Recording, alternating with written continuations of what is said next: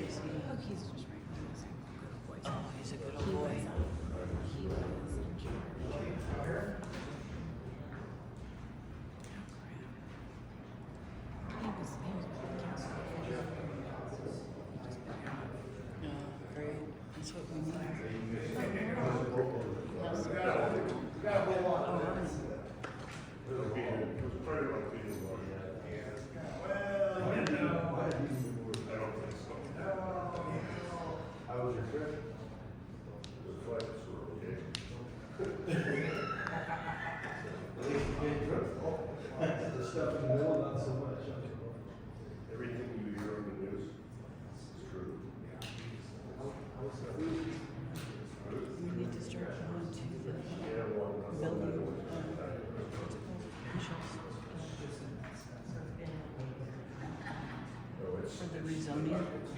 You coming? Are you coming? It's to question that we do not want it zoned industrial in that Good area. morning, Mr. Chairman. This is Clerk Spiro. I just wanted to let you know that the recording has been started when you're ready to start the meeting. Thank you. Okay, Tammy, thank you. I've got about 4 minutes here before 9.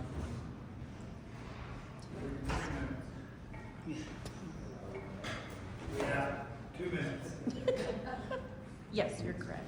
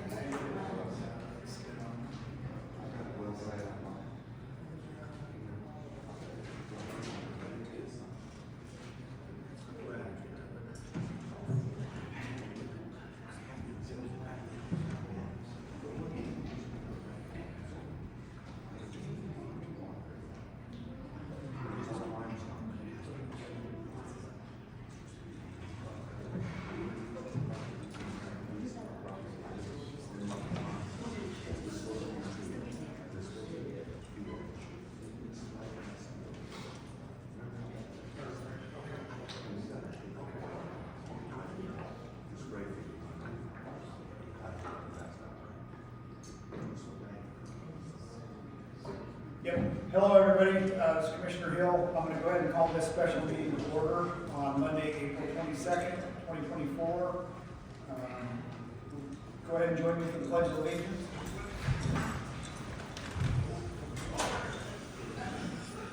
I pledge allegiance to the flag of the United States of America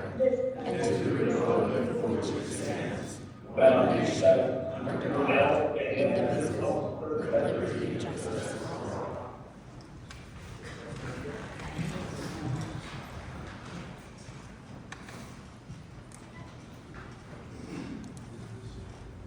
Okay, we'll move on to public comment. Public comment is designated for discussion only. The public has the opportunity to address the commission on any matter not appearing on this agenda.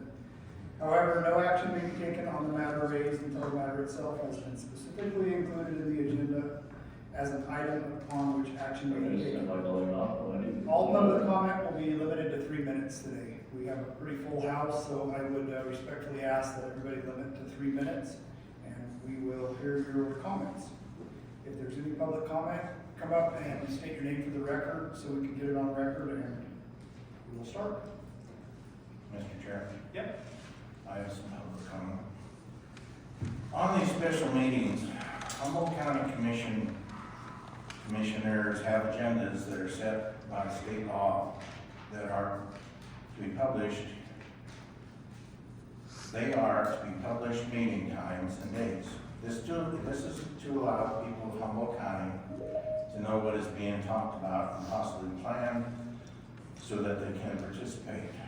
We have our next meeting on April 1st, 2024, 1 week from today.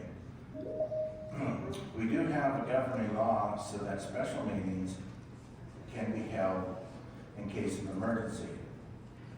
I didn't see anything on the agenda items on today's agenda that may have consisted of any type of emergency for Humboldt County. This is a reminder that special meetings are scheduled for emergencies within Humboldt County for the residents of Humboldt County.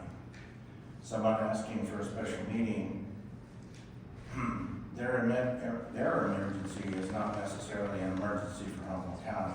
We have complete staff that can determine if it is an emergency or not. We have to take the time out of our duties to schedule and set up for special meetings. Thank you. Thank you, Commissioner Haas. Is there any other public comment? Okay, no public comment. We will call for public comment again at the end of the meeting. I didn't see anything online. Do you see anybody's hand up? Okay. Item 4 is economic development presentation from Crossroads paper. This is for information only. Presentation by Crossroads paper to the Humboldt County Commissions on plans for a new manufacturing facility that will recycle waste paper and use packaging into new packaging materials. This is for information only. Hi, Michelle. Good morning. Michelle Cannon-Allen, Co-Director of Nevada 9580 Regional Development Authority. First off, I would like to thank you for holding this special meeting today. It was requested to inform the citizens of Humboldt County as soon as possible about an upcoming project to this community. Today also happens to be Earth Day, so happy Earth Day to everybody. What's significant about that is that the project that we bring before you today is a recycling project. This is a huge asset not only to our county, but to the western region of the U.S. This project is also water-wise. The project, once completed, will result in the net gain of water to our aquifer. Crossroads paper has a capital investment plan that will infuse our economy with $450 million. The proposal is for a 24-month construction project that will employ 600 full-time employees. At completion, 108 employees full-time in our community with an average salary of over $40. Over a 10-year period, the project is anticipated to generate $43 million in tax revenue, and the economic value of this project is $1 billion.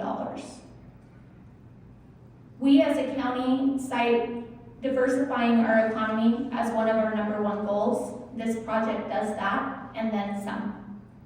I'm happy to introduce to you today Ron and John Sassine.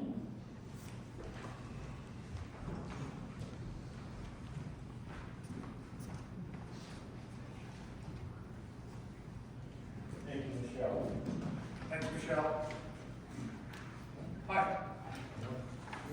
Good morning, it's great to be with Can you you. pull that mic down to you so the camera can capture all of your comments? Sure. Is that better? Yep. Thank you. Well, we've been here in your community here for, Are you Ron or? I'm John. You're John? Okay. I'm John Sassine, yeah. You're John? It's great to see you, Okay. and this is Ron, and we have with us also our senior hydrologist for the project, Dwight Smith from UES Engineering. He'll be joining us here as needed, and he's happy to share some great information and updates with you as well. And that's what today really is, in addition to being a celebration of Earth Day, which in my career I've celebrated every year. As a matter of fact, in the recycling business, it's every day is Earth Day, as you preserve the valuable materials from going into a landfill and giving them a new life and a second and third and fourth existence as a new product in our industry. And over the last several months, it says several months, but it's been more than a year that we've met with city staff and elected officials to let you know what we would like to bring to your community. But today is the day for some more fulsome updates of what we've accomplished in that year and the progress we've made in furtherance of the process and the project. I've got some written prepared statement that I'd like to share with you, so I can stay focused here myself. But we've got we've got a full deck that we want to share with you and also with the community here. We are entering a new era for recycling in the United States and across the West. Large volumes of worthwhile and valuable materials are available for recycling. And by completing this productive cycle, we will transform waste materials, specifically cardboard and residential mixed waste paper that comes off of curbside recycling programs within the Western United States, into new materials, creating high-paying jobs, as Michelle has referenced, and lighten our collective footprint on the environment. Our first visit to Nevada was actually in 2018, and our project team has been focused in bringing the best possible economic and environmental outcome to the project. Although this local project is truly a nationwide and global effort, as you will find, there's a large group of engineers working in the background from Australia to Austria that are very interested in the progress of the project and helping it to find a life here in Humboldt County. There's a large international domestic market for our product, and Winnemucca location will export upwards to 80% of our product outside the state of Nevada. The product we're talking about is a big roll of brown paper that is used to make new cardboard boxes. Global suppliers and machinery manufacturers will provide the critical components to the facility to meet that demand. We've traveled all over the world literally and also throughout the United States to evaluate innovative manufacturing technologies and product performance standards and delivery requirements. We have returned from these journeys with the means to create the best possible facility to serve the Western United States. We've had the privilege of scouting out several excellent locations, and a formal announcement of our final location will come at a later date. All the locations we reviewed in Humboldt County offered excellent logistics connections, sound utility infrastructure, and a community with an eye toward economic growth and diversification. Construction is expected to begin later this year, and we anticipate starting operations in 2026. The heart of this facility will be a 220-inch wide paper machine manufactured by Valmet out of Espoo, Finland. Valmet is globally respected technology leader with equipment installations worldwide.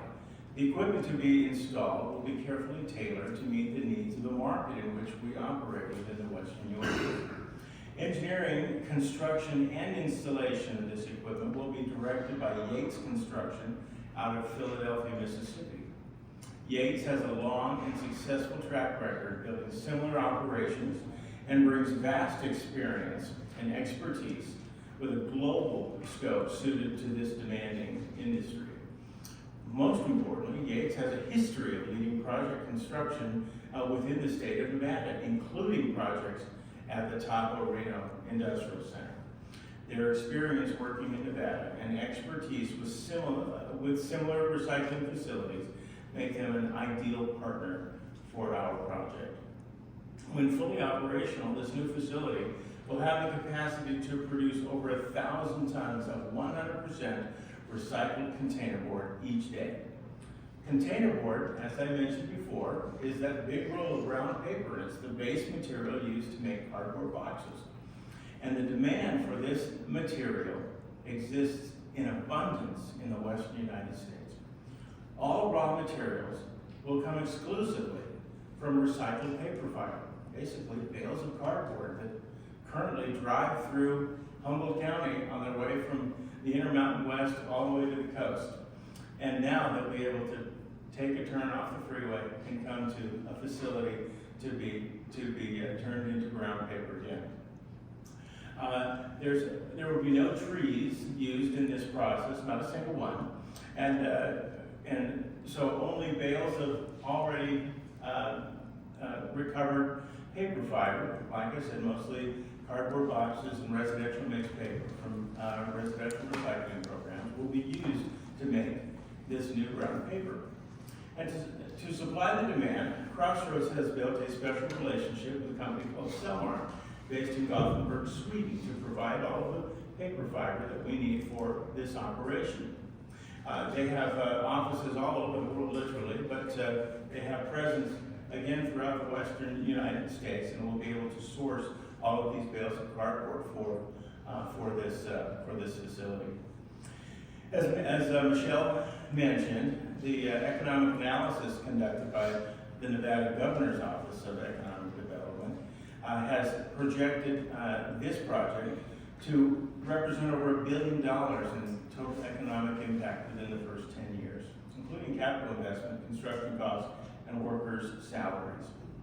It will be financed entirely by private investment, with lead financing coming from Peterson Partners and Jordan Capital, both based in Salt Lake City. In the end, this project has a simple but powerful purpose: to capture and repurpose thousands of tons of recyclable materials to create new and useful materials while generating hundreds of good-paying, high-skilled jobs. I'd like to turn it over to Ron Sassine to provide some more information to you, and at the end we'll have plenty of time for questions and answers. Thank you. John referenced the term containerboard. I want to take a quick sideline and talk about what that is. Hand out these small samples. You would have seen this similar material. Thank you, Don. I appreciate that. Those are small pieces of what the industry refers to as corrugated material or corrugated packaging material.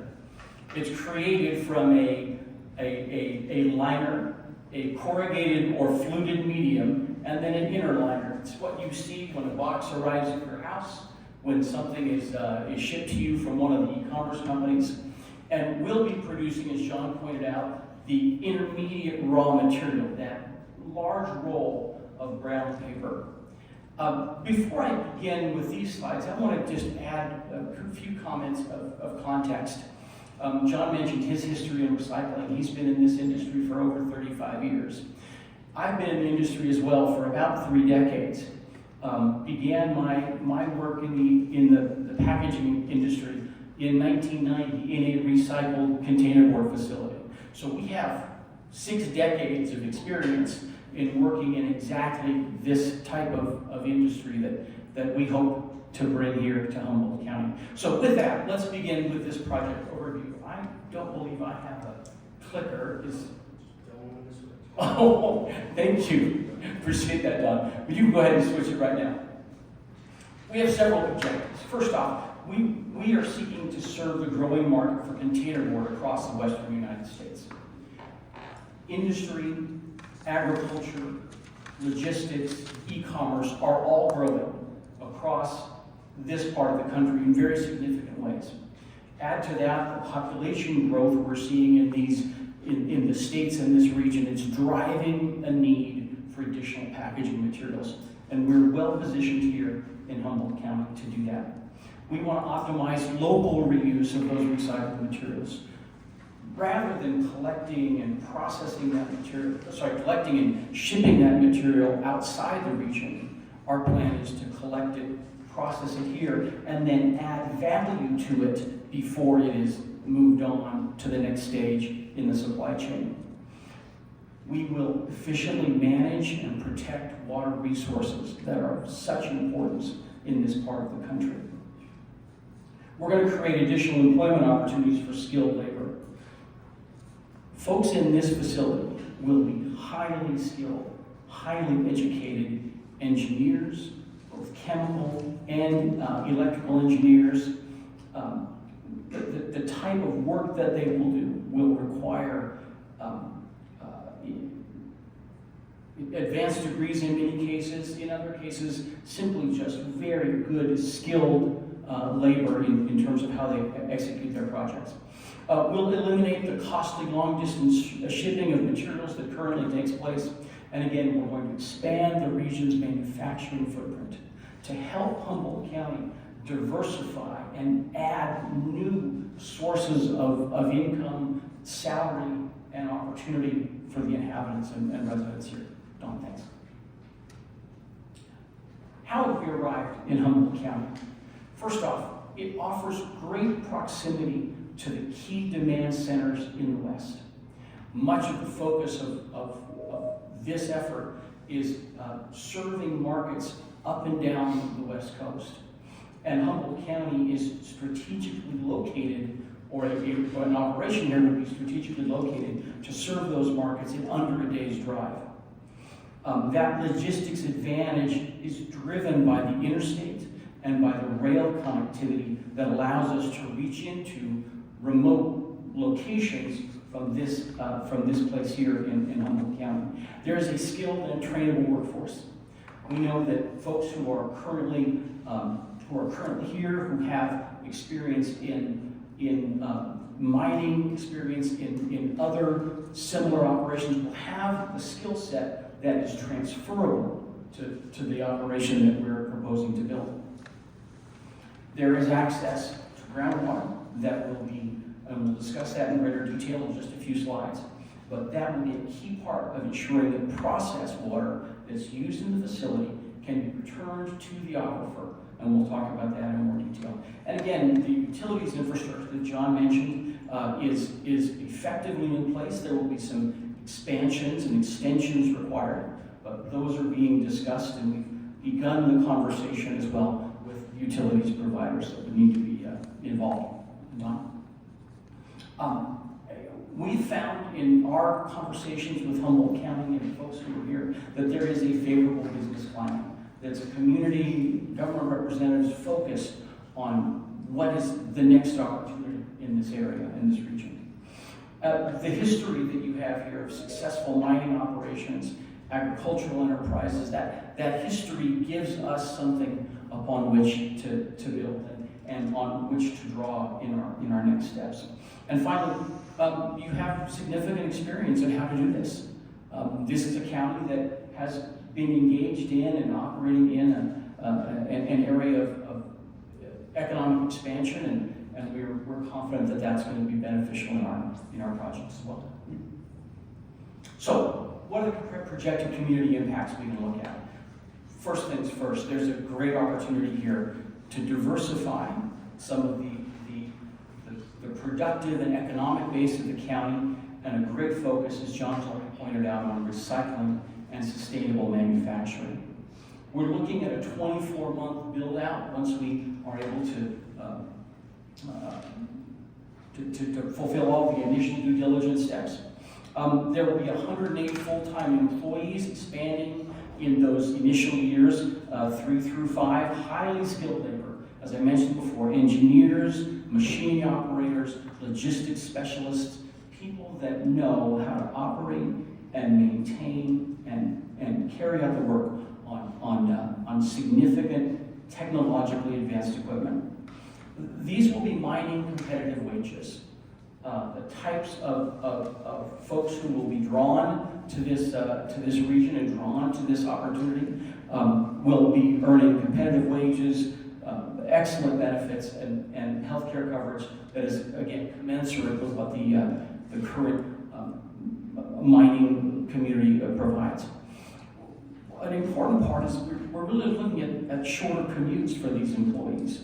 They'll be able to work in an area that is closer to home for many of them, and allow them to be more engaged in the community as they are working more traditional manufacturing hours. And again, we have a very important commitment on our behalf to preserving employee health and safety. It is a fundamental effort in all that we're doing. We will be a part of, and we're in discussions with the utility providers, as I mentioned, in expanding the electrical grid and the natural gas service to the area that will eventually house the location. That will be a part and has been a part of our evaluation of possible locations that are under discussion. And again, we're really excited about the community involvement and the opportunity to engage the community in this initiative. We feel that a sustainability-focused economic development opportunity is one that everyone can get behind. So let's talk about sustainability. Water management is key. In any processing facility, the use of water in that facility needs to be carefully measured, carefully controlled, treated, and restored to the aquifer from which it has been drawn. And so our opportunity here is to put in place a system, an operation with its own wastewater management system that will allow us to return to the aquifer more water than is currently being returned via the agricultural uses on many of the sites we've examined. For example, of the water that's used in the process, we will return 75% of that water to the aquifer via wastewater treatment on site and rapid infiltration basins. And Dwight can share some more details about that as we get going. We're adapting everything in this process to an arid environment. Traditionally, these facilities have been built in locations where there have been more sufficient water resources. But everything we're doing is oriented toward minimal water consumption, the internal use of all of the processed water within the facility, on-site post-process water treatment, and then use of those ribs to provide, to reallocate that water back to the aquifer. Let's go on, we'll talk a little more about water management. The processed water flow that will be used by the facility is equivalent to just over 1,300 acre-feet annually. That's an estimate of about 1.2 million gallons a day of water. Now, the important part is that 75% of that water will be reallocated to the aquifer via those rapid infiltration basins. So there is not a consumptive use of 1,300 acre-feet.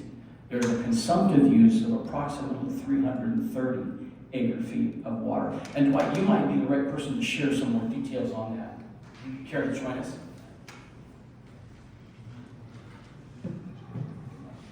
Hello, commissioners and public.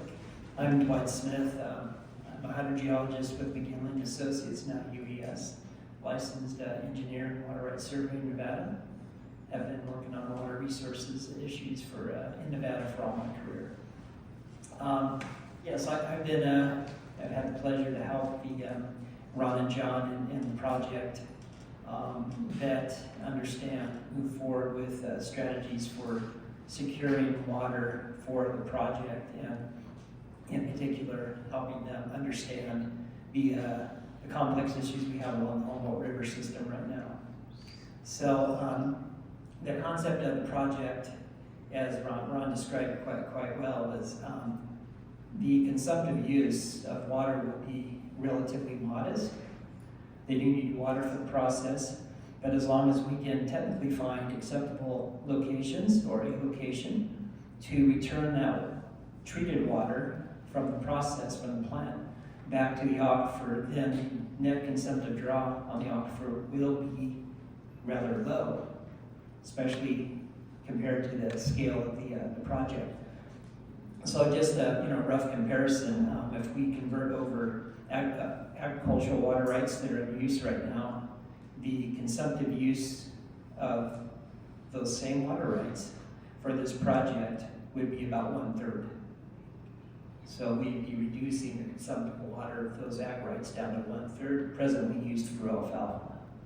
So I think this message we've just begun to communicate with downstream water right users.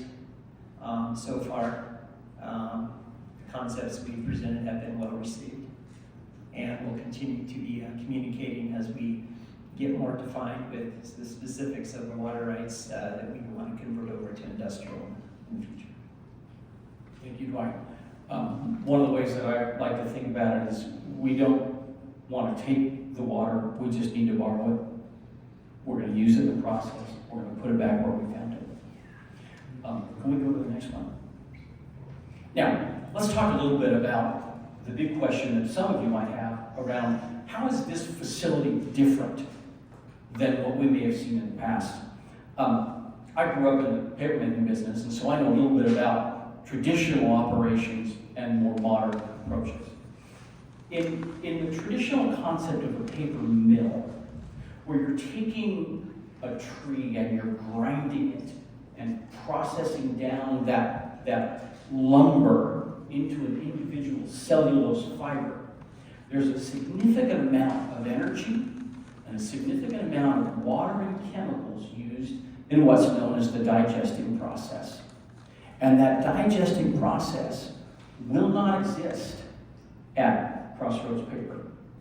Crossroads Paper will use only recycled fiber. That is, these types of broken up corrugated boxes where the fibers and the cellulose have already been freed from the tree. That means that we'll need water and a little bit of energy to beat it up kind of like a blender would, not a full digester that's going to break down that wood chip and free that cellulose through heat and pressure and chemical usage. So in the old days, we'd use a lot of pine tree fiber, and still in many of the virgin mills, that's how they do it.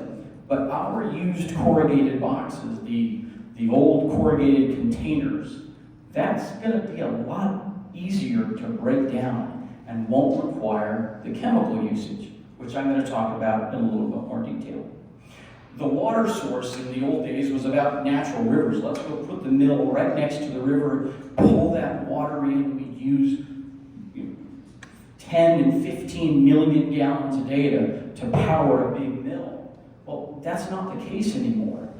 On the scale and size we're talking about, groundwater is ample to make this operation function. Power source in a big, large virgin mill might be biomass boilers where you're burning black liquor and bark and all the familiar parts that would help to generate energy for that facility. Today, in a conveniently sized, regionally sized mill, the operations come from local services of natural gas and local electrical grid. In a virgin operation, you're going to go in and plant trees, and you're gonna clear cut those trees, and you're gonna plant new trees, and it becomes an agricultural effort as well. In our operation, there will be no tree harvesting. If you brought me a tree, I couldn't use it. We will not have the equipment in the location that would process raw wood fiber. Not a single tree.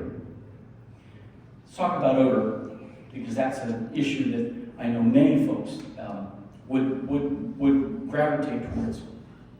In that digesting process, a key chemical ingredient for these large traditional operations is sulfur dioxide.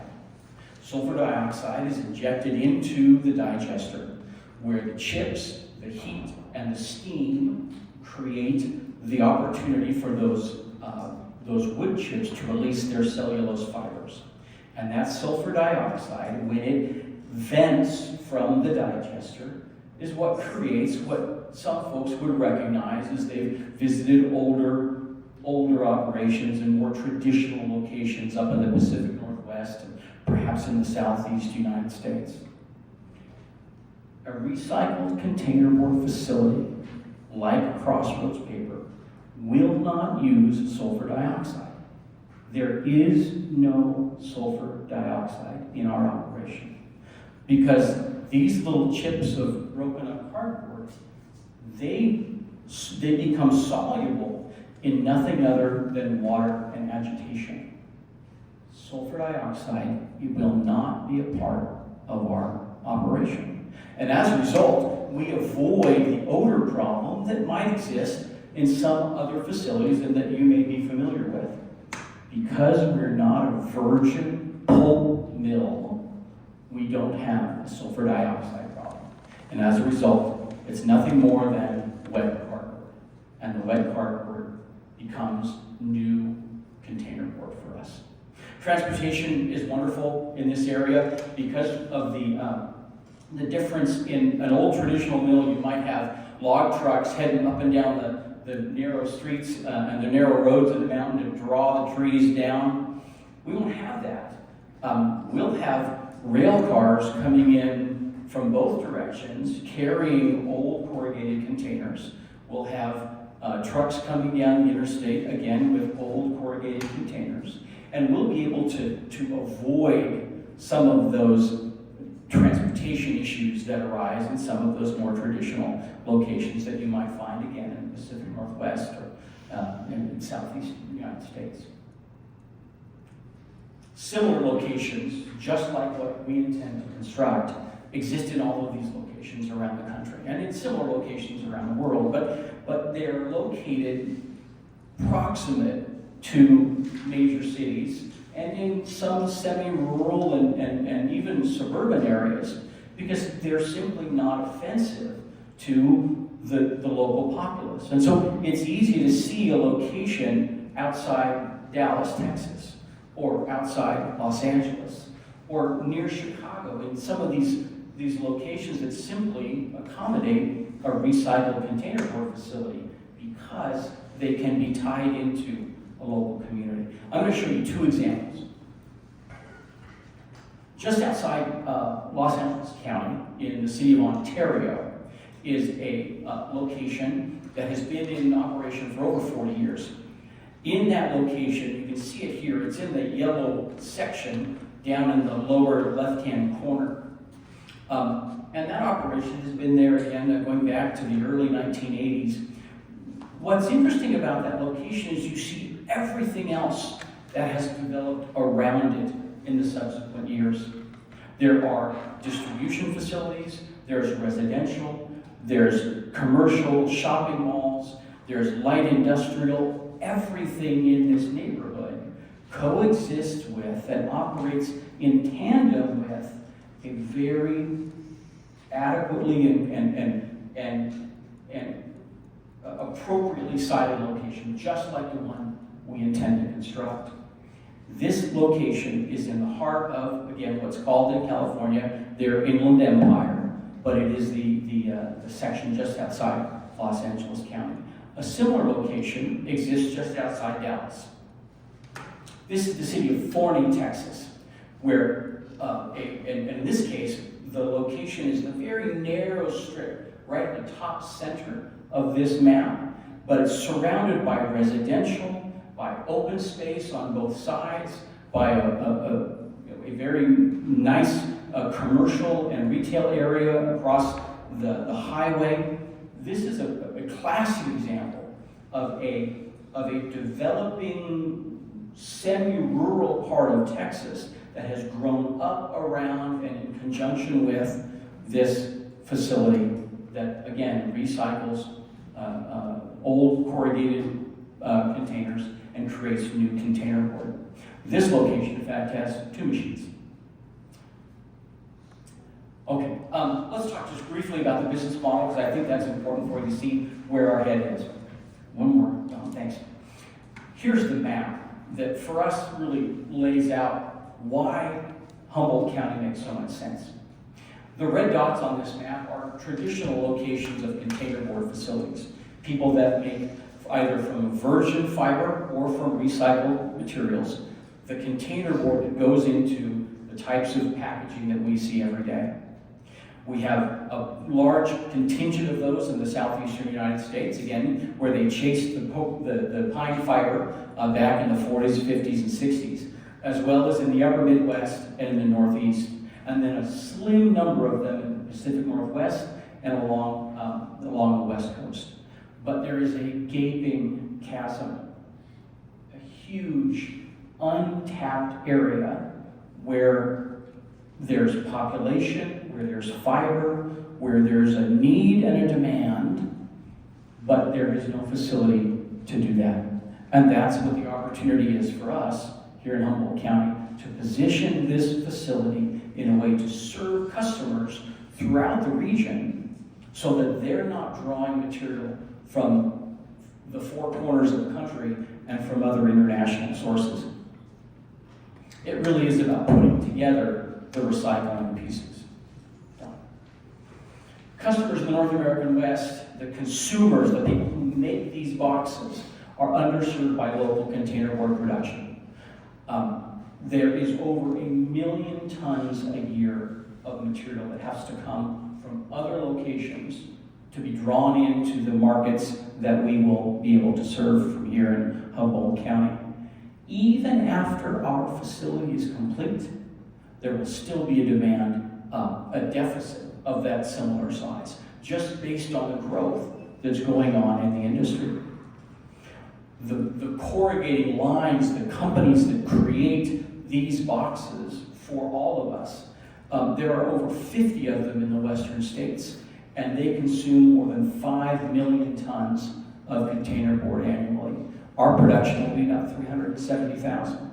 So again, we're going to be a very small portion of this, but an important portion for those in the agricultural, manufacturing, and logistics businesses that will serve in the western U.S. The equipment, as John mentioned, comes from one of the global leaders in paper-making equipment, our friends at Valmet Corporation in Espoo, Finland. It's capacity rated at just over 1,000 tons a day. It will be focused, as we've said before, exclusively on recycled fiber, but on the lightest weights, the lightest grades, those that are most efficient for the type of production that our customers need. It's very important that we focus on water efficiency, and every step in the development of this machinery has been focused on exactly that, how to make sure that every drop of water, every gallon of water we use in producing the slurry, in drawing that water out of the slurry before it goes on to be formed and dried, all of that takes into account how water will be used. We mentioned our financial backing. We have the wonderful support of a number of financial institutions, and we will continue to work with them as we develop a fully funded, privately funded operation. There will be no need in our planning for anything outside the private funding that will create this. We also are working closely with lenders and company and folks that represent the the equipment manufacturer in Finland, as they will help us with certain parts of the lending that will go into the machinery. I believe we have one more, and that might be it. Oh, sorry, we have two more. John mentioned Yates. These are our project partners, a great and extensive experience here working in the state of Nevada, and globally recognized experts in the construction and development of paper making facilities. And then our friends again at Valmet, we mentioned before. They will provide for us training. They will provide a maintenance team for a period of time as we build machinery out, and during the first few years of the operation. And finally, we'll just go back to where we started. We're here to serve a growing market that needs this material and that they need it across the western United States. There is available recyclable materials. We just are going to capture them, use them here, add value to them in Humboldt County, and let that value then trace back to our employees and to the community that we're going to serve. We're here to efficiently protect and manage the water resources. We'll talk in greater detail about that in subsequent meetings, but we are absolutely focused on ensuring that the water resources are well shepherded and well stewarded. The opportunities for employment we've discussed. The economic impact is clear.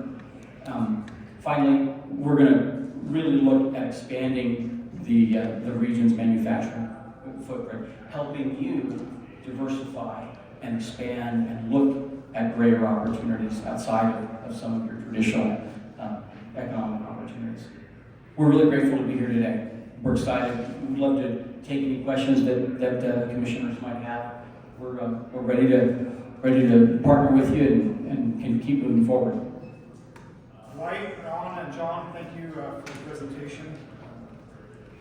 I guess I will open that now to the commission. I'm sure there's tons of questions from the commission. So we'll start with Commissioner Cherry. Do you have any comments or questions for these three gentlemen? Well, I guess one question that raises to the top to me,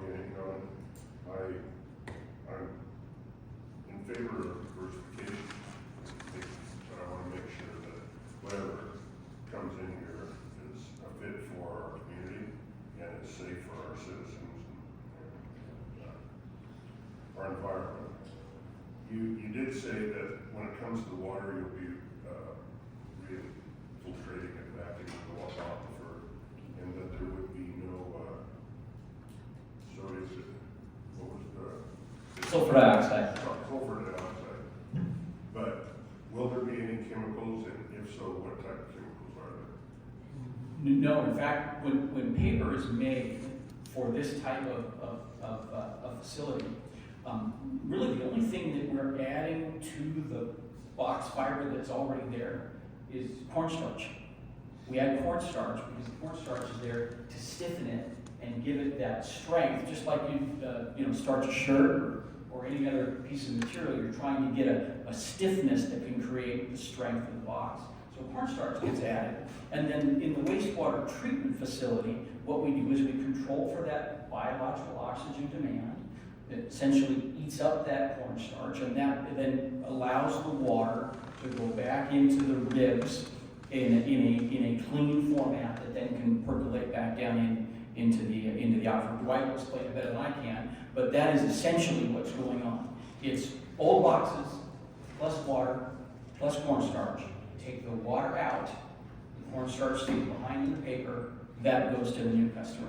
But if you're taking that water and softening the cardboard, there's got to be something leaches out of that cardboard, maybe? And that's what the wastewater treatment facility is there for. Yeah, and that's been foreseen from the very beginning of the project. From its very inception, a wastewater treatment facility has been part of this project. I don't know if you want to touch on that. All I can add is really their treatment facility will be operating very similar to your town's treatment facility west of town.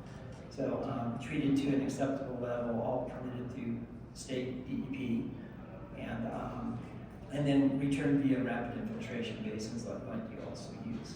So finding the suitable locations, to accept the amount of water that they need to get back in. That's part of our technical work that we need to do. So how to size and distribute those ribs so they can all make it back down and report back to the aquifer. Ron, thank you for your question. Okay, thanks Commissioner Cherry. I guess I'll just go next, as Commissioner Hill. I have a million questions. This meeting was approached about 2 weeks ago. To have a special meeting, I'll be completely honest, I did fight the special meeting because I tend to agree that we hold meetings in accordance with NRS and on a schedule, so I agreed to this special meeting. I'm a little disappointed that you're not prepared to announce a location. I was assured that we would be announced the location. Honestly, a little disappointed about that, for the simple fact that rumors run rampant when we don't officially announce a location, and as you can imagine, the phone calls and the stuff that we get. So I honestly feel kind of was a waste of my time today coming here. We can't announce a location, and I don't think it bodes well for the rumor mill. But with that, a lot of my questions are around location and how it will affect the citizens. We talked a little bit on the smell. You assured us that there's going to be no smell coming off of this. Is that true? That's right. Okay. The other pressing question that I would have is why do we have to extract so much water that we're going to return to the aquifer versus just turning it into a recycling its own within the process? Why do you need so much water up front that you're just going to return back to the Yeah, no, thank you. That's a great question. So, keep in mind the production process. What has to happen is we need to solubilize this. So this has to go into essentially a large vat. Water is added to it, and it's agitated with a big blender. I mean, honestly, if I had a blender and water, and I could show you how it's done, but that's what we're doing. Is we're going to create a wet slurry from this board, and that's the first step. Now, once that gets made, that would give a certain amount of aqueous content, right? We have to eventually get it to about 1% cellulose, 99% water, so that it can flow through the pipes to get to the head box of the machine, get distributed from the head box of the machine onto the forming section. I'm nerding out, I apologize for that. And then on to the machine clothing that creates the drying process. And so you take that and you get 99% water, 1% fiber, and then you extract all of that water again so that it can be about 7 to 8% water at the end. So we go to 99% and then we go to 7. And it's that process, that give and take, that creates the need for the water. So it goes in, it gets used, it gets drawn back out, it gets used again, it's drawn back out again, and then we cycle it off to the wastewater treatment facility into the rivers. That's just how paper gets made. If you think about the last time you had a newspaper and you accidentally dropped it in a puddle of water, right? We've all done that at some point in our lives, right? Or you dropped a paper towel on the floor in your kitchen. It's that breaking down that we're trying to accomplish. And that's what the water usage comes from. So you extract it, you use it, and you put it back. All right, this is Commissioner Hill. I'm very much a visual person. I guess I'm having a hard time seeing why that water, instead of being returned to the aquifer, would just be returned back to the process. Oh, it does. No, we do that frequently. And then what happens is at a certain point, you have to offload some of that and offload some fresh water and onload some fresh water just to keep the cycle replenished. So some So basically like makeup water. Exactly. Thank you. It's makeup water. Yes. Well, I have a ton of questions, but I'm going to let the commissioners ask, because I'm sure they'll cover all of this. If we don't, maybe we can circle back. But thank you. Commissioner Edith, do you have any questions? Sir? Thank you. Just curious, did you shape these in the shape of a vat on purpose, or was that just luck? Those were hand carved. Okay. Good job. I thought you might enjoy them, so. For visual effects, I'll just take Vegas off. So a few questions, yeah. So did a little research. Did you guys construct do you operate that facility that was planned for Utah in 2022? We do not. This is that facility. And what changed there, just curious? Two things, primarily market, and secondarily, access to the appropriate combination of utilities and infrastructure.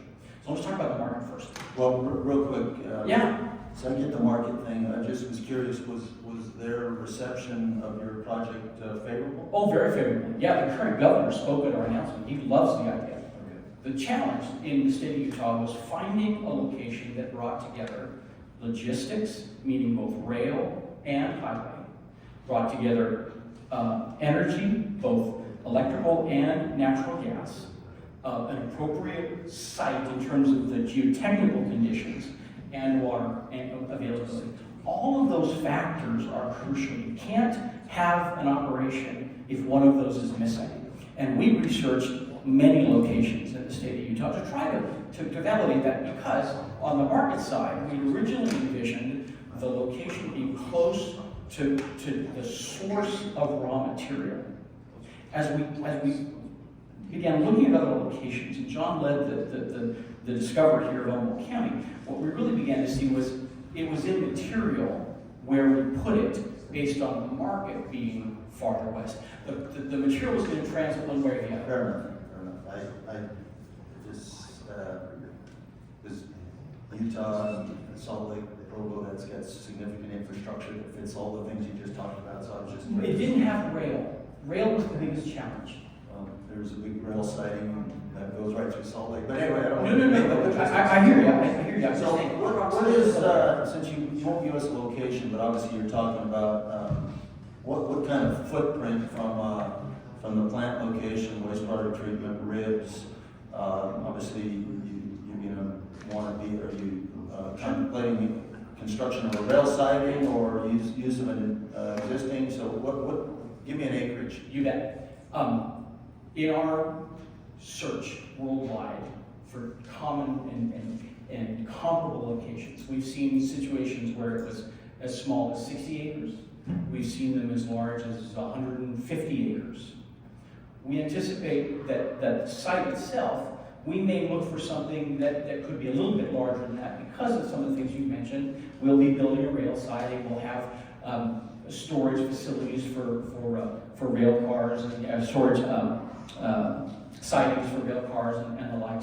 So we may go a little bit larger than those larger ones that I mentioned. But again, they can be small, the 60 to 80 acre range, and they can be much larger, the 160 to 180 acre range, depending on what other ancillary operations you want. So you don't, at this point, you don't know, you haven't done the engineering for this location in terms of actual footprint? Our engineers, as we've laid it out, we have looked at a site that could be in that 100+ range, yes.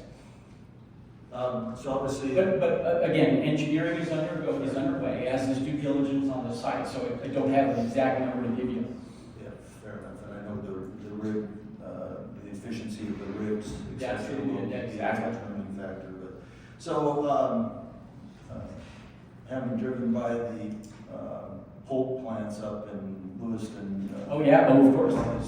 Rolled up your windows and recirculated your air before you got even closer. Charleston, South Carolina, same So- story. What are the nuisance, every heavy industry manufacturer has some kind of, if you're living in proximity, you would consider a nuisance. Let's talk noise. What kind of noise are you contemplating? A 24/7 operation? It is a 24/7 operation. Paper mills, if the image of the paper machine that I had, they have large sound-containing doors that come down along the sides of the machinery. That's a new development in the last 2 decades. Prior to that, they were wide open and they made all kinds of noise. But now they have these dryer doors that come down, and they really contain a lot of the the sound that you would get from the, So you the driver. can provide decibel, Absolutely. information in terms of how far away with the decibel. Absolutely. 24/7. And what's nice is because there's no chipper, Yeah. because there's no wood chipper, you have none of the grinding sound that goes on in So a virgin. what is, if you're sitting at the front desk, what is the number one complaint that you would expect to get from a nuisance perspective, if any? I'll tell you that I think in our concern, we're really focused on making sure we manage this effectively. Is going to be things like truck traffic.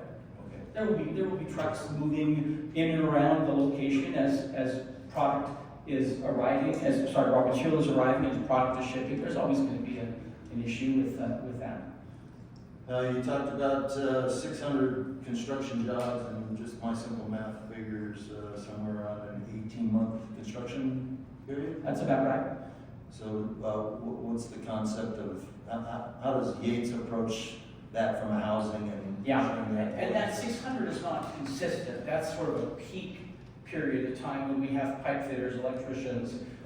So it'll be a ramp up and a ramp down. But yes, Yates will work with us in terms of temporary housing, all of the regular types of man camp type of operations that you would see for a big facility. We'd be engaged in those sort of needs.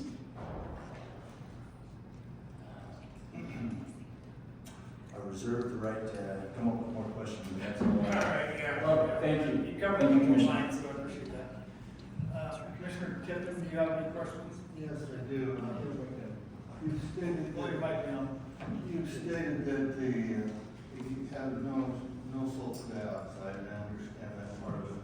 But the cardboard that you would be agitating or melting down, that at some point probably had either methyphenol or ethyphenol in it to produce the cardboard. And that's why those mills smell. No, not necessarily. I mean, it really does come from the hydrogen, from the sulfur dioxide. That's the key element that creates the odor in those virgin mills. We're not going to be introducing any new chemicals beyond the water that gets added and the agitation and that cornstarch that I mentioned. We add nothing else back in that's going to create an odor to be concerned about. Okay, in your experience where these type of projects have been put, how long does it take after one of those has been installed before you have a cardboard manufacturer come into the area and put up a plant just because of transportation schematics? Doesn't take long, but it would also depend on the specifics of moving corrugated material. So it's very simple to move rolls because they're dense. It's more difficult, more challenging to move corrugated material because of the air that's embedded in that structure.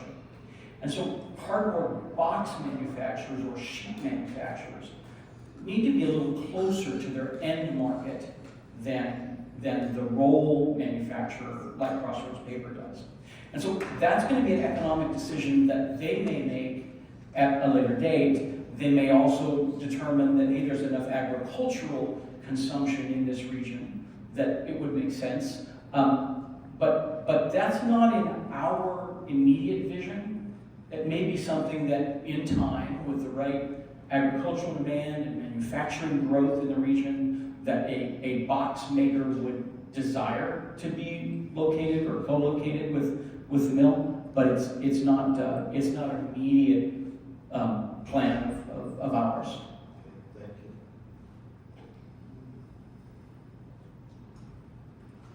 That's all for right now. Okay, Commissioner Tipton, thank you. Commissioner Haas, do you have any questions or comments? A few. Okay. This is Commissioner House. This is the second time that I've had the pleasure of meeting several of you. I appreciate you being back here today. I don't appreciate the way we did it. And I know want to see it done again on anything, and it has nothing to do with you guys. So, Commissioner Tipton just asked about cardboard manufacturing, and your answer to that was pretty soon after we started, and there's different stuff. I live in this area. I took the job that I have right now that I'm speaking about to protect the people. And I really, you know, we have nitrates in our water now that we're not able to deal with yet. So why would I want to have you guys go use the water, put it back down into our basin that we draw off of for all our water, for all our people, and drink dirty water? And I know you're gonna say, well, it's been treated to certain levels and different stuff. At least right now, we are taking virgin water out and we are using it. The areas that you've talked about being in, and it's no secret, and I'm, like Commissioner Hill, I'm very, very disappointed. It's been a waste of time for everybody that's here. If you come in here and say, well, we've made a decision, you know, we'd like to be in, but I'm not gonna. One of the reasons for the special meeting was because you guys wanted to announce it. And, you know, it being Earth Day, I would much rather be home taking care of my stuff for Earth Day than I would be sitting in a special meeting where we're getting very little out of it. But water, 1 million gallons a day. Basins, well, started out possibly up in the eastern part of the Wingers. We just built a beautiful building up there. We did, but our Southwest Gas did. They get it all done. They couldn't even flush 2 toilets in there. They had to come in and build the whole system themselves, pumps and everything else. I don't know how many thousands of dollars they had to do, because we didn't have enough water. They promised water, but it's not there. The other basin that they're talking about, the rumor has, is a basin that's already going down. We have people in the outskirts of that basin that are having to either sell their house and move because they don't have water, or drill it deeper. And most of them don't have that kind of money to go in there and deeper. So why would, you know, we want to pull out a bunch more water? You know, and you have a great idea.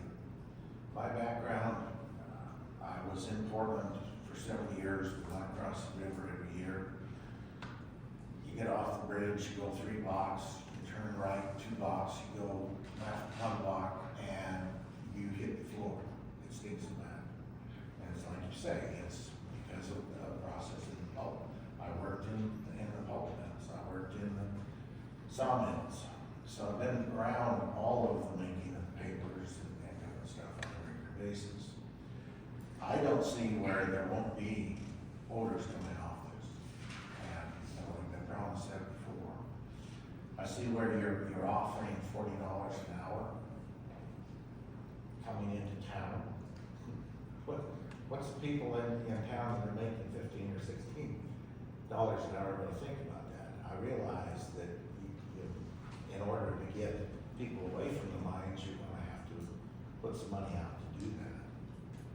But this close to town, I have no desire to see it. Now, we've got hundreds of thousands of acres around us. You'll put your rails per in, put your wells in, put your electricity in, same as all the rest of the mines do. And then, you know, you're away from the people, you're not concerned, or as concerned about that. You don't have people complaining about it and different stuff. And it lets us live our life and get slow growth rather than 50 more trucks a day. They're already talking about doing that at the airport.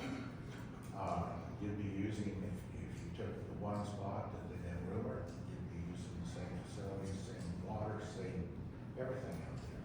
So, I'd rather see them come back.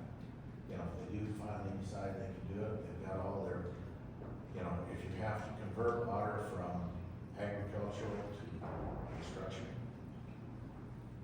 gotta be done.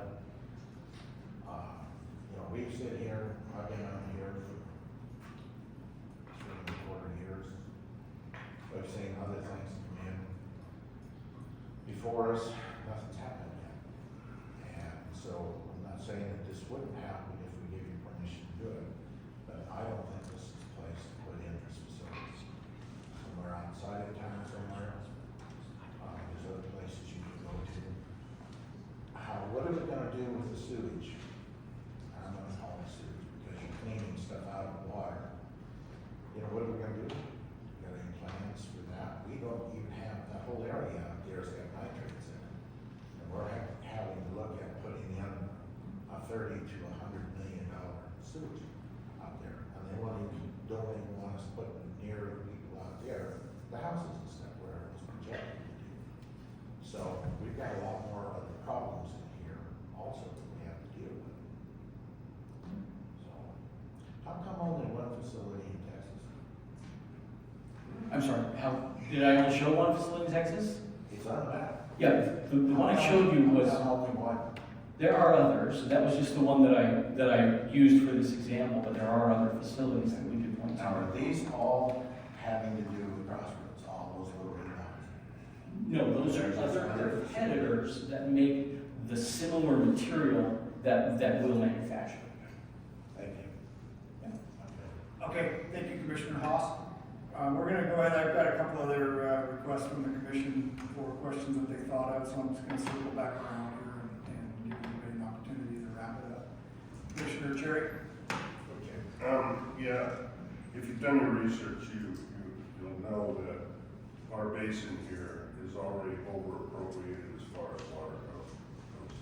So I'm assuming that where you're looking for a location, you're also going to be looking for a place that you can purchase some water rights. So,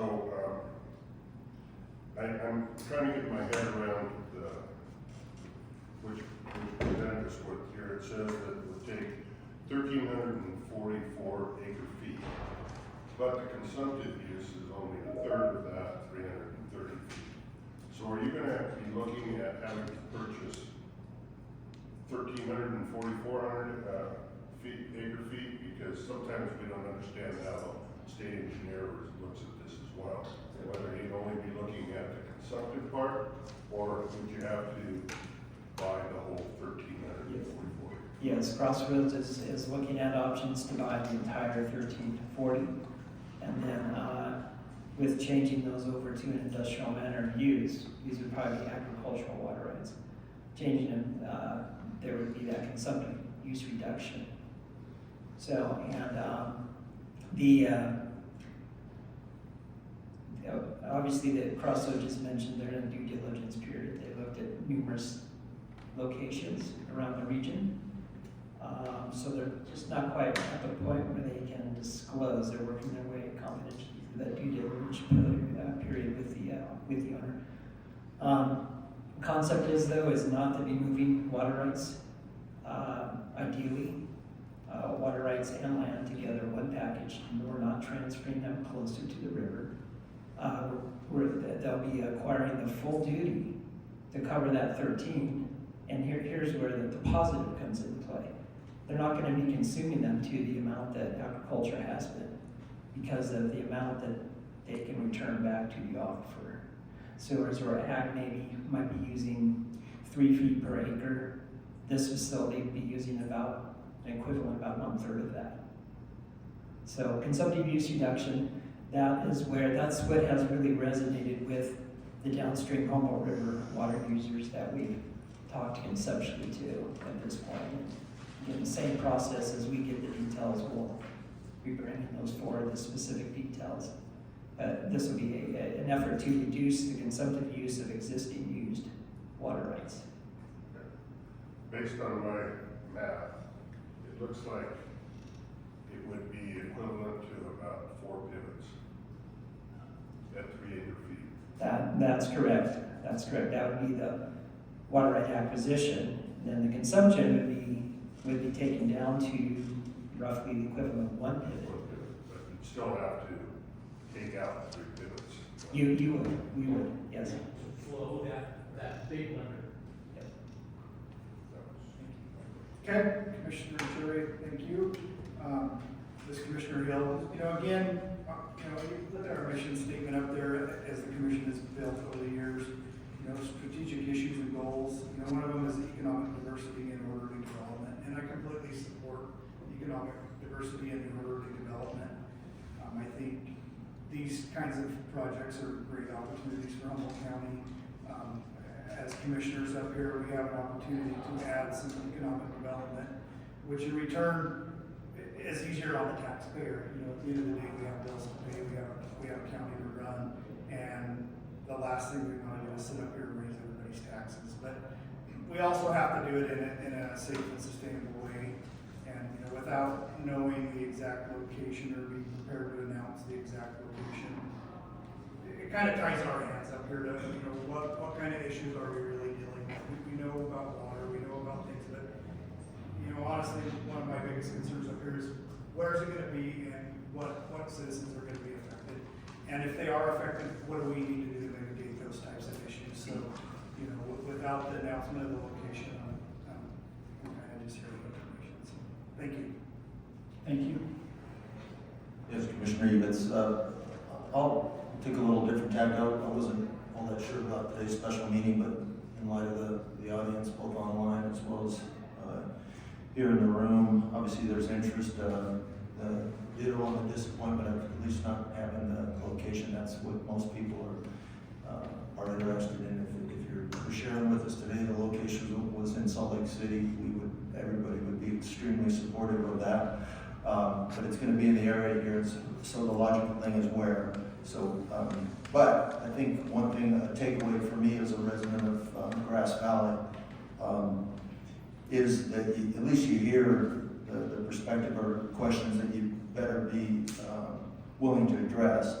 And I also get, having been in the mining business long enough to know that the Department of Environment for the state, handles water resources, air, noise, you name it, and you'll have to obviously meet and hopefully exceed all of those permit requirement and constraints, both in terms of upfront construction and then more importantly during operation. So I'm actually happy we had this session today to at least focus on it for an hour and 15 minutes, and we'll probably be a little longer through the closing public comment period. But thank you for being here. You've heard what things we'll expect to hear when you do come forward with a location, so you can address those without the PowerPoint presentation, and we'll just have a frank and open, honest conversation. The diversification of our economic base, I'm a miner, so I'm extremely proud of what mining brings to this community and what it's done for this community over the years. Agriculture, the backbone, has been here longer than the mining, and supports mining as well. So diversification is important. I like the idea of high-paying jobs. Never apologized for it when I was running a mine. If you didn't like it, that was too bad. You pay good people an honest day's wage, and they earn it. They work hard and earn it. And I'm assuming they would do the same in your facility. So thank you for being here, for sharing the information, and just ask you to be very prepared to come back with address any of our concerns that we brought today, as well as what you might hear in public comment when you do have a location identified, and we'll go from there, I guess, would be the way to look at it. So thank you. Thank you. Appreciate that. Thank you, Commissioner Evans. Commissioner Tippin, do you have I don't have any more questions. I would thank you for sharing the information you have today, at least getting it out to the public that Crossroads is planning on being here and what you're doing. I look forward to the day when you can tell us where it is and we can get into more depth on it. As do we. Yeah, as do we. Let me address it if you will, just Commissioner Tipton. In addition to the due diligence we're doing in water and effluent treatment, and we brought Dwight with us today, we're also evaluating with NV Energy and Southwest Gas how they're going to deliver those utilities precisely to where we need them. Okay, and you've all been involved in projects where a significant power line needs to go from where they have it to where it's needed, and how many property lines need to get crossed, and how many conversations discussions and, legal documents need to get drawn up to get easements, one way or another. So we are currently involved in that process with Envy Energy, and we are, at least 90 days out for them to come back with a final comments on how to deliver the power to the candidate locations that we're considering. So that is, again, we don't want to be in a position, and put you in a position as well, where we're sort of playing whack-a-mole with different locations, because we have found that, one just isn't going to work. And we put significant resources into hydrology, water, and effluent treatment, including, drilling and having crews out and evaluating, certain, aquifers and watersheds. And so that part we've been able to do, and again, we brought, Dwight here from UES to address some of those concerns. But, it's not completely done to where we feel like we can put a location out there. But again, we're very, very close. And we wanted to make sure you knew we're still out here. We're still so very focused on Humboldt County and the opportunity that exists for both us, of course, and certainly the community here to bring this project. And we're just laser focused on being successful for both you and us as well. John, I appreciate that. As Commissioner Hill, I wanted to make a comment on that. I really appreciate you guys doing your due diligence prior to announcing, making sure that all the infrastructure works. I think that's huge, that you don't just run out and purchase a piece of property and then try to figure it out later. That causes a lot of problems on the back end. I would just ask that while you're continuing to look for a location, that you consider the surrounding folks that live in those areas and how that'll affect those folks, just the same as you would consider what the power and gas would do. So think about the people also. Absolutely. And so, Commissioner Haas, did you have a closing comment or any other questions? I had a interesting water authority, and they have Humboldt River Authority here. We also are part of the Central Nevada Water Authority. And we had quite a discussion down there because they're mining lithium and they're putting the water back down. And what they're doing with the thing is changing whole systems. And that's what they were addressing for about an hour and a half. But one thing about it that you do need to know is, I feel you need to know anyway, we can protest these water rights. If somebody comes in and decides to do something that we don't agree with the way the water rights or our water rights are being infringed upon, we can protest them. Humboldt County can protest them, and because it is a representative of Humboldt County, would be looked at a little differently. But for each one of us that has wells, has property, you can also protest them. So if we decide over a period of time that this isn't really what we want, the people have the right to protest it. So just wanted you to know that, and all the information will be available out there to do that. Thank you. Okay, any other questions that came up before I move on? Okay, thank you. Thank you for your presentation. I'm going to go ahead and take a 5-minute break before we move on to public comment. Give the commissioners a chance to take a 5-minute break. I would just ask that the public save your comments for public forum. I know these folks are out here. I'm sure you have questions. It would be really nice to hear it in a public forum. That way the commission can capture it and also hear those comments. So 5 minutes.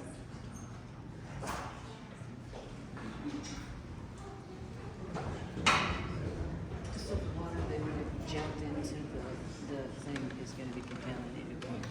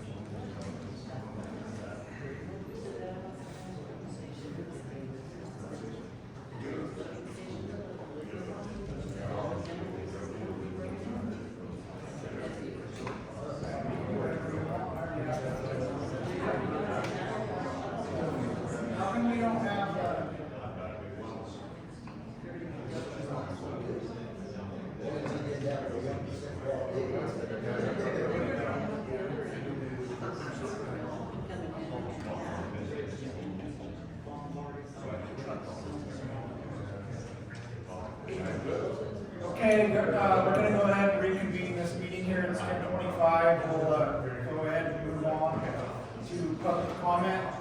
General public comment, again, is designated for discussion only. The public has the opportunity to address the commission on any matter not appearing on this agenda. However, no action may be taken on the matter until the matter itself has been specifically included as an agenda item upon which action may be taken. General public comment is designated for discussion only. And we will limit it to 3 minutes, just to respect everybody's time. I will limit all public comment to 3 minutes. And if you do have comments, I would encourage you to come up. If it is the same as another comment, a simple ditto will work. We just need to hear all of the public comment here and weigh that as moving forward. So thank you. Public comment. Christina Kennison. Thank you for that interesting presentation. Just so you're aware, I live on Rose Creek Road.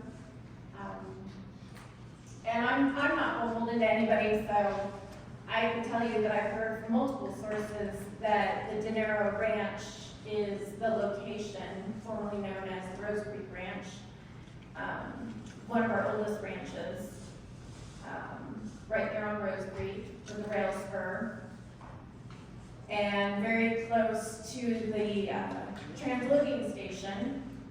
But I thought it was interesting how they talked about the sulfur dioxide and the smell, and they're not going to do that because that's a bad smell. That's what the transloading facility is going to do. And everybody keeps telling us there'll be no smell. So, as we go into, I thought it was interesting, they came up and said that they've been working with the city government the last year. So I'm kind of wondering at this point, who's running the county? Is it the city or is it the county?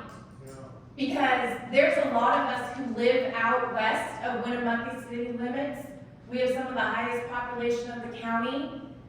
And it seems that the city is trying to shove a heavy industrial park down our throats.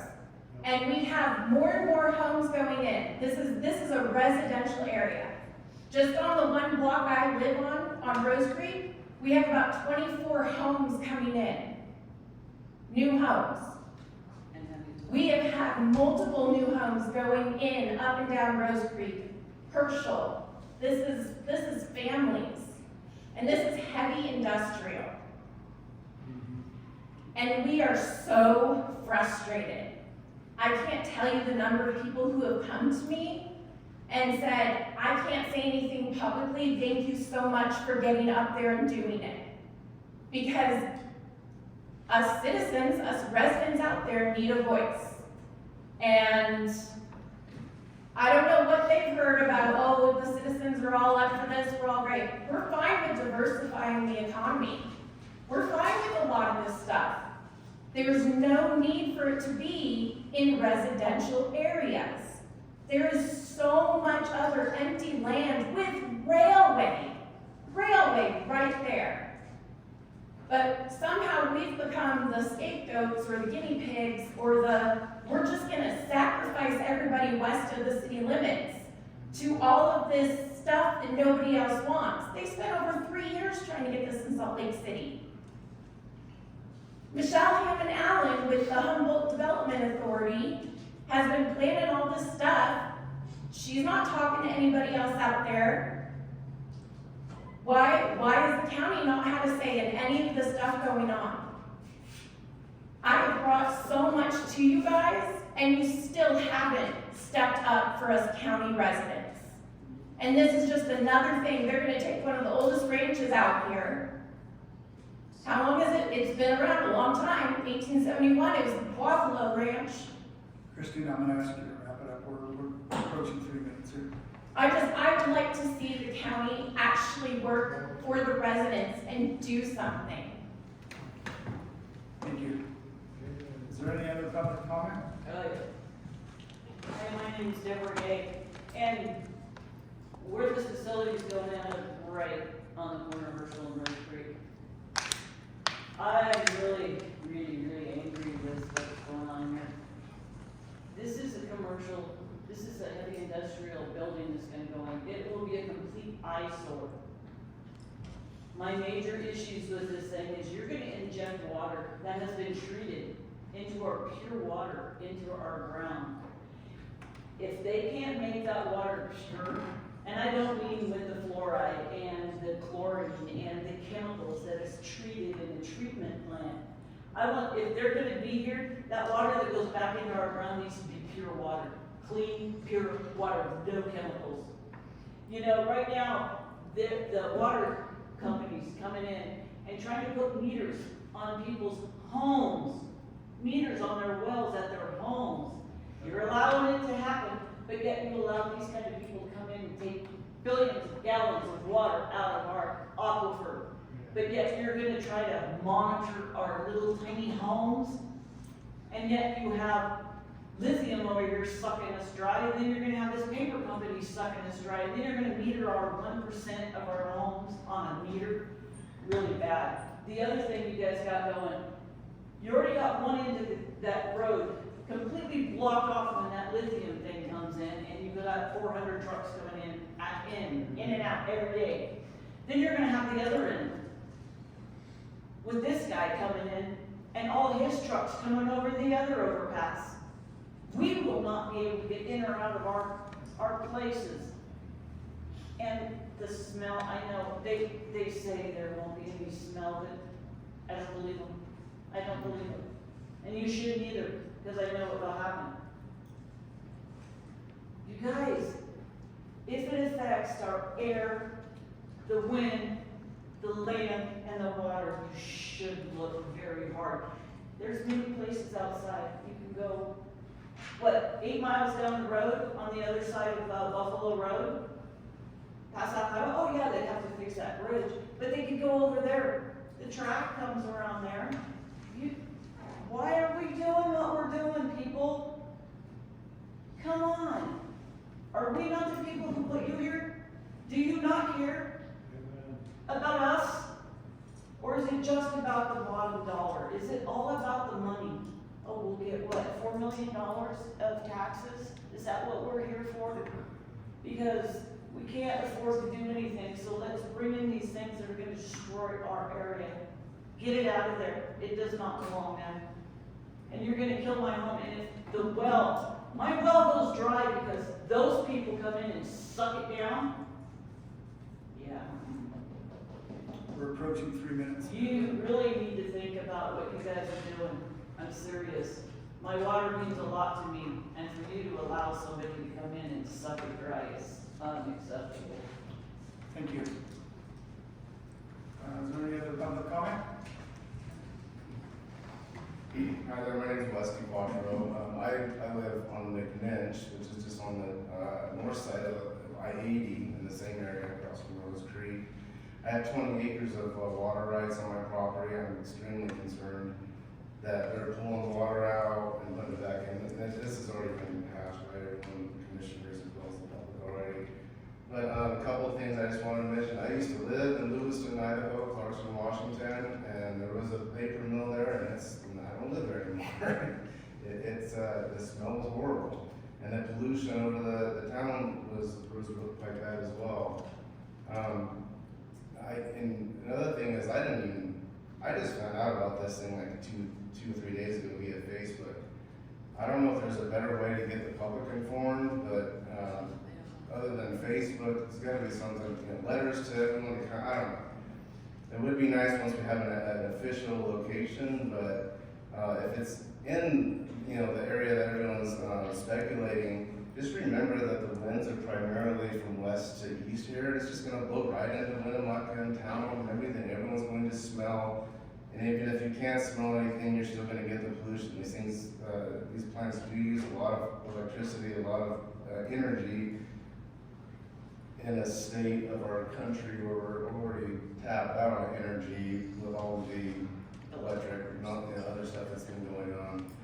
And then one other thing I just wanted to mention is that, so I'm in the medical profession. I work here at the hospital. And there has been studies, one that as recent as June of this last year, how there is a correlation between, having specifically, these big factories close to town and cancer. One that was specifically mentioned with, this is with paper mills, it was the increased incidence of lung cancer, small colon and large colon cancer, as well as thyroid cancer and lung cancer, and I say lung cancer? Lung cancer, I think anyways, so that, of people that worked at the plants for an extended amount of time. And to say that that's not gonna go out to the public, we have all heard stories in other small towns that have big industries where the public is affected by that local pollution. Anyway, that's all I just wanted to say. I think everyone else has touched on a lot of my other concerns as well. Thank you. Thank you. What's your last name? DiQuattro. No, I'll spell it for you. Sorry. Please spell it for the record. Yeah, DiQuattro. Thank you. Any other public comment?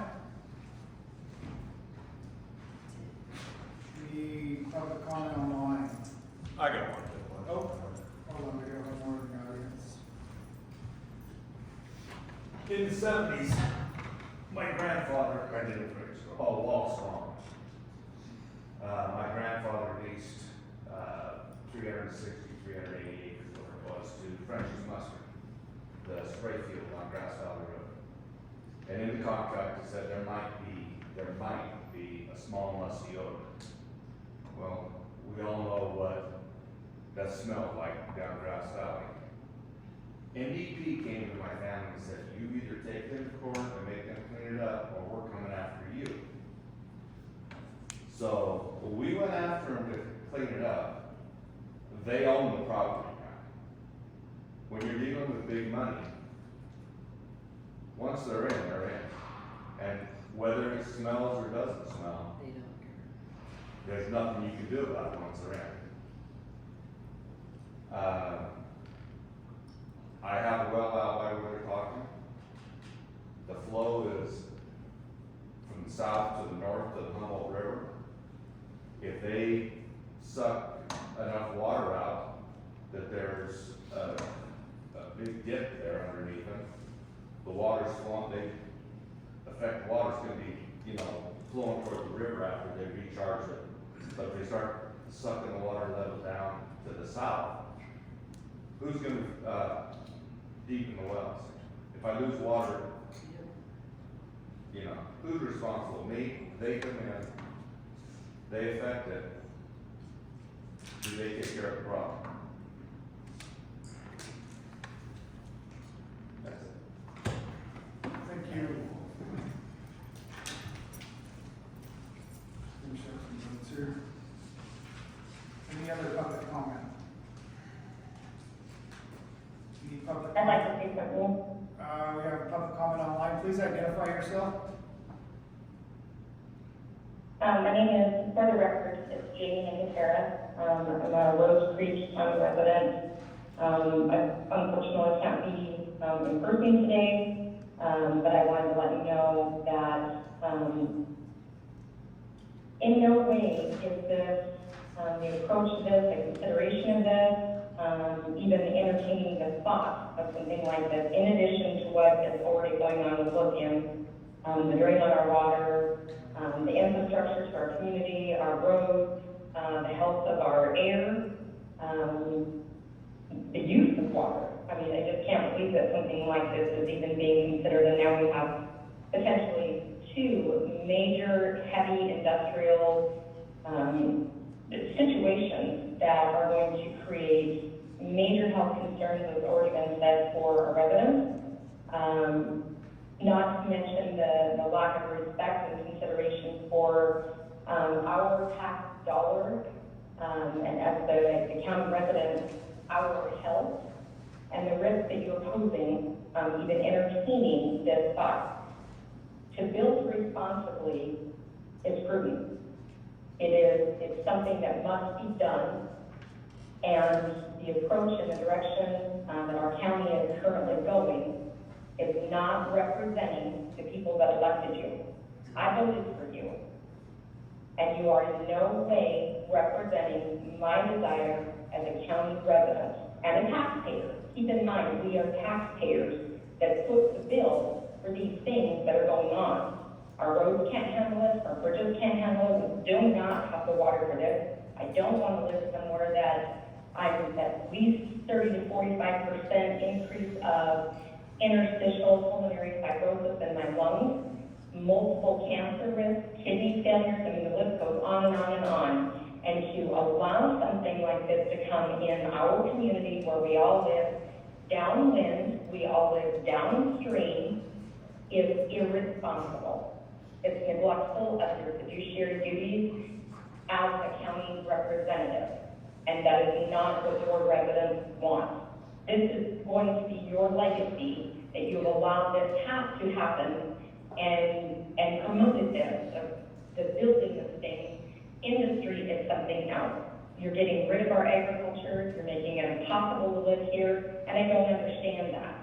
If you were going to move this direction, you have plenty of time to responsibly not allow the sale of homes in this area, and yet you didn't do that because you wanted the taxes. And you can't have it both ways.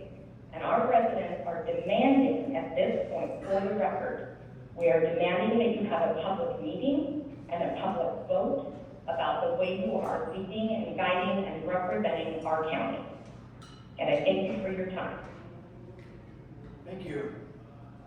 Any other public comment online? Okay, I'm gonna call for any other public comment in the audience, one more time. No other public comment, I'm gonna go ahead and adjourn this meeting at 10:40. Thank you.